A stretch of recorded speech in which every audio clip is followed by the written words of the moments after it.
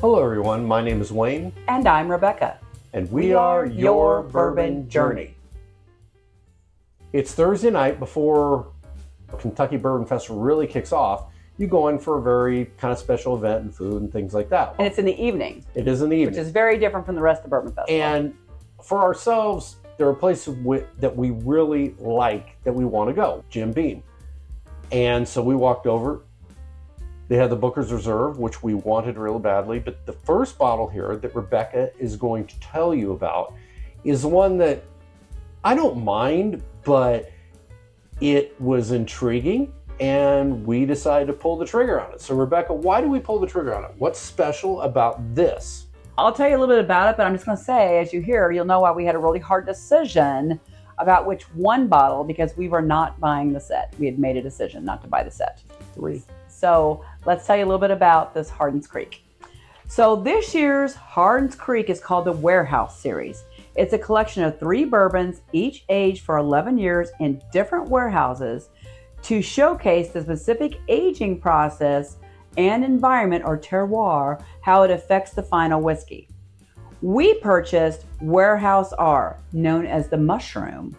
It is from Floor 1. This bourbon was aged in a cool and damp warehouse, a unique environment that gives it an earthy and robust profile. The mushroom on the label fittingly represents its character. So that's what we have here.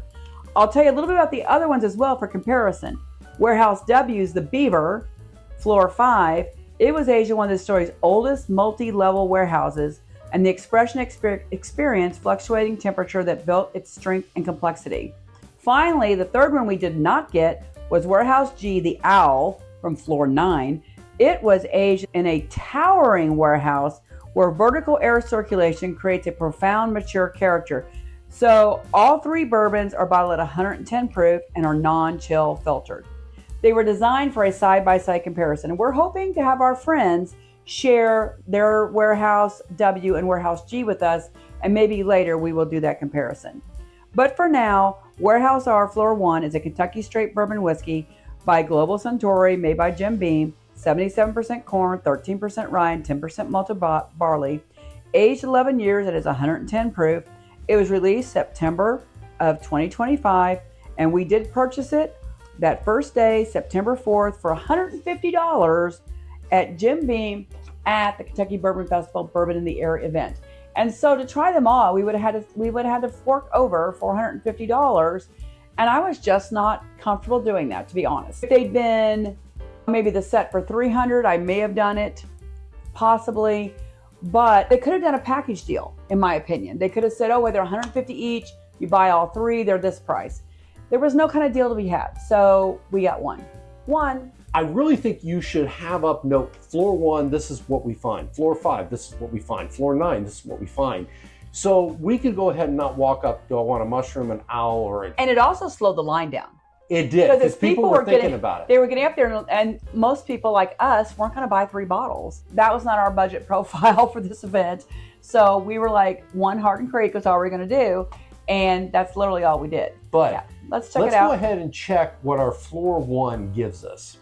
Well, and the color is, honestly, they both look kind of alike. The Booker's looks a lot like the Hardin's Creek, to tell you the truth. It actually does. Yeah, it looks a lot. It's like a medium amber, maybe a light mahogany. I've got a little bit of a rim that's formed. I'm going to go ahead and check out the nose. I'm been curious, because we did not taste this one at all. We tasted the Booker's in line. Right. You got a sample, but we did not taste, we've not had any indication of the Hardin's Creek. I'm getting a little cinnamon. This to me is very floral. I'm not getting a ton, to be honest. No. I'm waiting for mushrooms, and I'm waiting to like. I don't like mushrooms too much, so it has a lot of mushroom umami. I'm probably not going to like it. And I actually like mushrooms. But it's interesting on the nose. I got a little bit of a sweetness, but it is earthy. Maybe I'm just thinking about the mushroom label. I'm getting a slight floral note, but I agree. It's taking a lot for me to get anything. It's kind of herbal. Yeah. I don't know if it's floral or herbal. I'm teetering. And let's see what's done with the legs while I've been sitting here. It's got some pretty good legs that have formed. They're not bad. Yep. I want to taste it because, like I said, I'm not getting enough on the nose, honestly. Cheers to Hardin's Creek and the mushroom. That's all we know.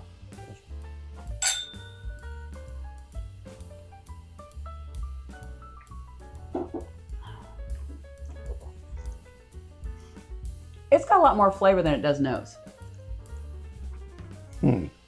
It pops in your mouth. The nose I was really struggling a little bit with to get some notes out of it, but the mouth kind of pops. Oh, this is earthy. Mm-hmm. Man. Oh, gosh. I get dirt. My wife almost spit. Oh my gosh, don't do that to me. By the way, folks, I am not getting dirt. I was not expecting this. My mind went to being 4 years old and putting things in my mouth that I shouldn't. And this is an 11-year-old. Yes, yeah. Okay, now I gotta sip again because he totally made me lose my train of thought.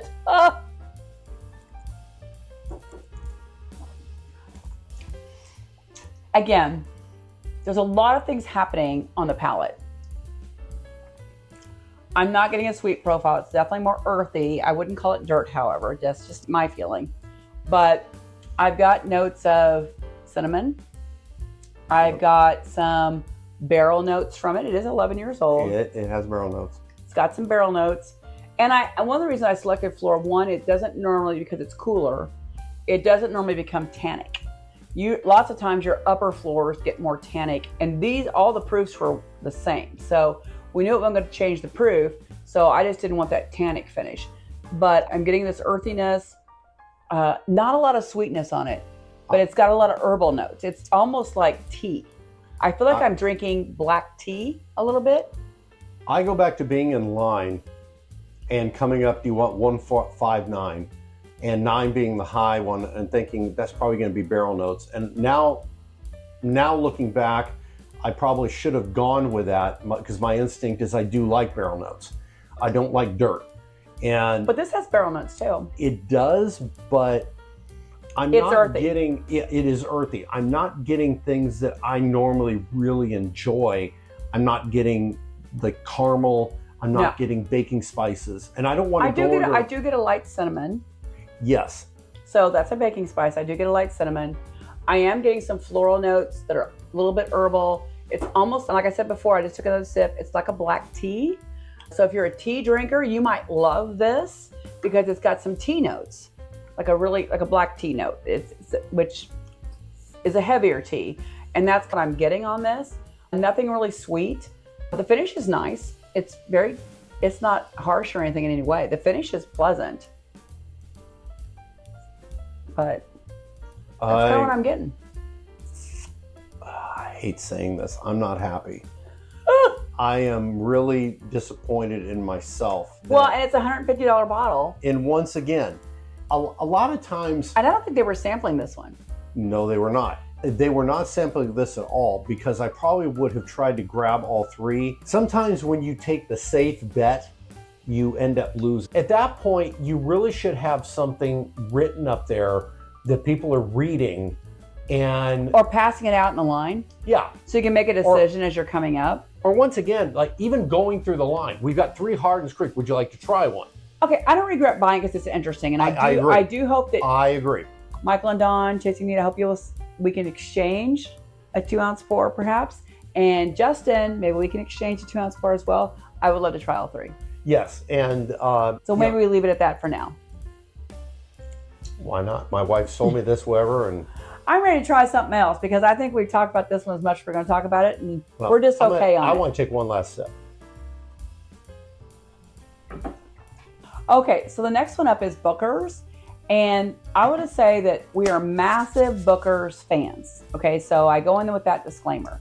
Second of all, I will say that last year was the first year they did a reserve, and it was one of our favorite bourbons of last year. Mm-hmm. We didn't do a whiskey of the month or a whiskey of the year last year, but it would have been way up there for us.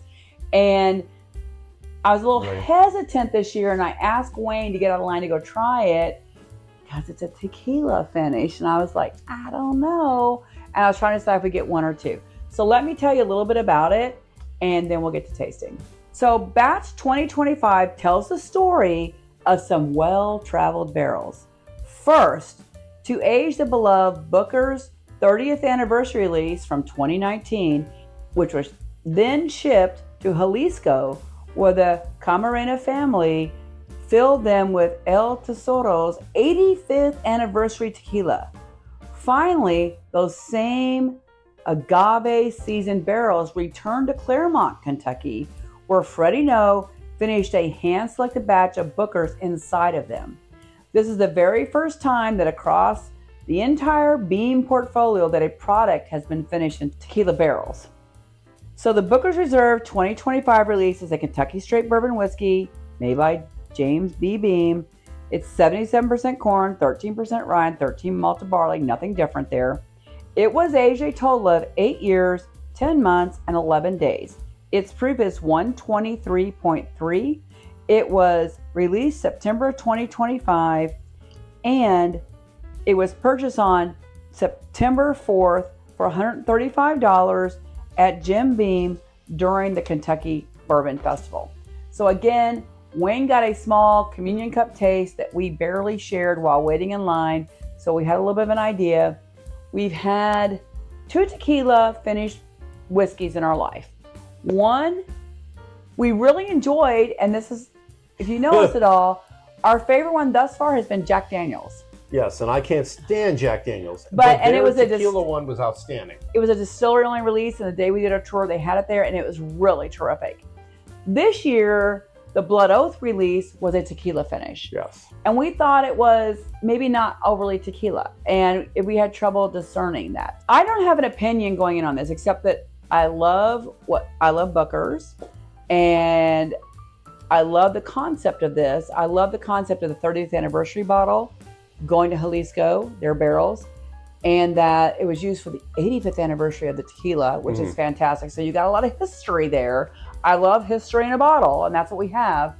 But did it pull the tequila forward perfectly? Just enough or not enough? That's going to be the question. I have no idea at this point. I find it interesting that Freddie was involved with this, because Booker's has been Fred's thing. Exactly. So that was, and when I read the press release today, today is the first time I read the press release, I was kind of shocked. Yeah, and I just wonder why Freddie, because he's been playing with the library, his little books, and well, he does Knob Creek and stuff too. Oh, I get it. I'm just saying. I think of Fred, I think of little books. When I think of, anyway, all jokes aside. So it really surprised me to find out that he had a really big hand in this. Yeah. So I'm going to check out the aromas to see if I can get any agave on it.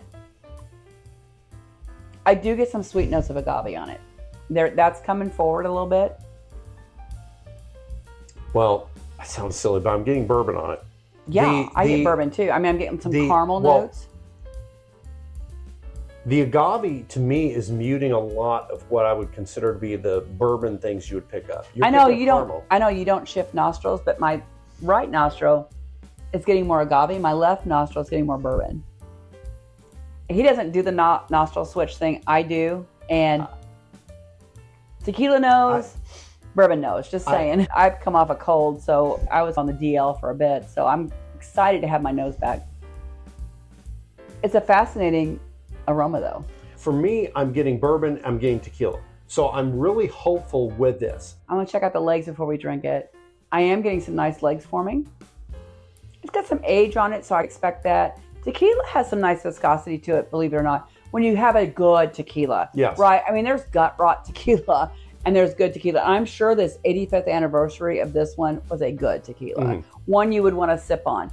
We're not tequila aficionados, but we've learned through our bourbon journey, believe it or not, the different varieties of tequila and which ones we kind of gravitate toward. We're not going to talk about that here. That'd be pointless, but it is interesting that this one has some interesting notes. So I'm ready to taste it. How about you?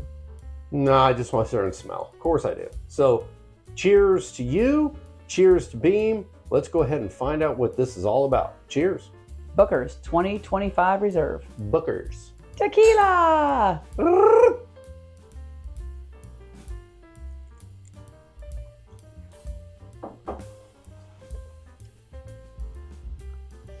That's got some really, I use this terminology earlier, it's got some interesting pops on it.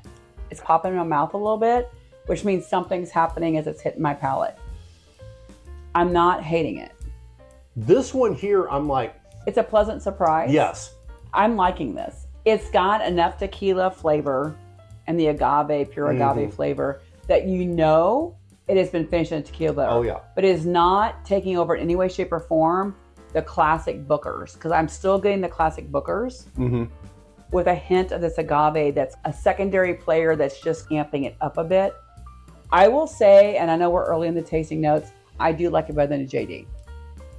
Yes, I would agree. And we love the Jack Daniels. That's the only Jack Daniels we've ever loved. Just saying. Yes. And I say that this is a better tequila finish than the Jack Daniels. And that is the one Jack Daniels that I regret we did not buy a backup of, because we will never find it again. Yeah. That said, this is much better. This is you got a great tequila finish in a Booker's, which is something we love. We don't love Jack Daniels. So we've got a great tequila finish in something we love. So I think that's why it's playing so well. I like this. I know some people were concerned.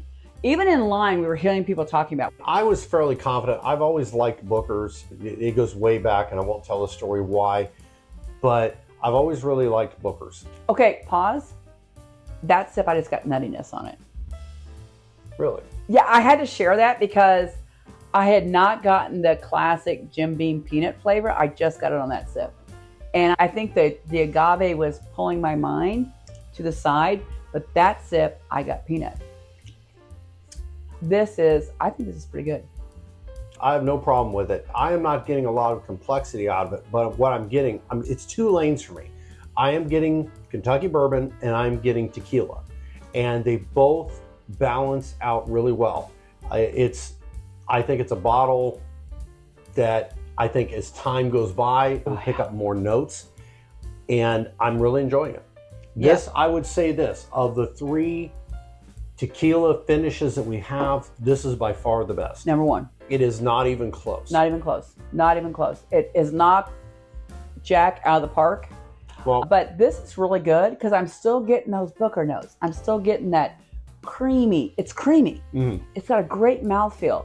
It's caramely and viscous and light brown sugar and everything you want, and a little bit of peanut hint there that's covered in like a peanut that's covered in like caramel, like a peanut cluster would be, right? With dark chocolate and caramel and everything else. And then you get this like, surprise, I got a little tequila over here for extra sweetness. And I'm thinking it's good. Well, everything she said, because I'm just getting two lanes. The thing I will say is the other finish was the Blood Oath 11. When we drank it, it made me wonder, and we talked about it, whether or not it goes down to 8.6 because it's going off of your temperature. Your blood. And we had talked about, would it be better if it were a higher proof? I think the Booker's proves that the answer is yes, that it needs the higher proof to balance out the tequila, which tends to be a lower proof. And in the case of Booker's being a higher proof, they have blended well together. This is really outstanding. I want to say for this tasting overall, we weren't crazy about the Hardin's Creek, but we're fascinated by what they did. We just wish they'd been a little more transparent up front and shared that up front so we could have made a better decision, or maybe offered a package deal on the three. Yeah. That would have been really good. Even if they'd offered 375s. Yes, that would have been. Okay, so Jim Beam, if you would have offered 375s of the three, I would have been all in on that. And then I could have done that. So think about that. Could you have done 375s in this in a nice little box package? We would have been all in on getting that package deal, which means you're usually paying a little bit more per ounce. Yes. And the Booker's, I think is great. I was a little concerned because it was tequila finish and I love the traditional Booker's, but this is really nice. A nice little, aside, right? Because it's a reserve, it's a special release, and I like that they did it in a special release. I wouldn't want this done in one of the 4 releases for the year. The fact that it's reserved, it makes sense to me. So I'm happy with this tasting overall. I wanted to taste that, I wanted to understand it, and this one was really good. Okay, I'm gonna drink Booker's. I will go to Hardin's Creek and go back to playing in the dirt. Jim Beam, thank you so much for always producing wonderful products. Once again, maybe market that a little differently, but who are we? We just drink bourbon. We just drink bourbon. Cheers to all of you out there. If you like what we do, hit the subscribe button. Always remember to drink responsibly and have a great day. Cheers. Cheers.